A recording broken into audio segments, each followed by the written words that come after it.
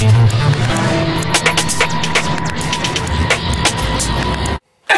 va chercher un café. Va chercher un café. Mesdames et messieurs, bonjour. Nous interrompons tout de suite nos programmes pour retrouver en direct la conférence de presse de Jean Lefebvre, chevelu comique troupier de la troupe UMP en déroute. On a perdu. La gauche a gagné. Bravo à eux. Mais à leur place, je ne fanfaronnerai pas trop. Car si nous n'avons pas gagné, c'est la faute à la crise. Ce vote est pour moi le signe évident d'un rejet clair des présidents sortants de régions socialistes qui n'ont pas réussi à mobiliser leur électorat, avec, faut-il le rappeler, plus d'un électeur sur deux qui n'est pas allé voter.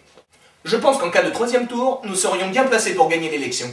Je constate que le grand chelem annoncé n'a pas eu lieu, et c'est bien la preuve de la mobilisation extraordinaire de notre électorat, d'un plébiscite de l'action du gouvernement et particulièrement de la politique du président de la République.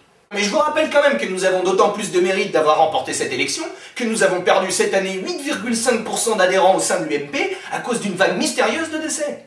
Les résultats de cette élection me font peur.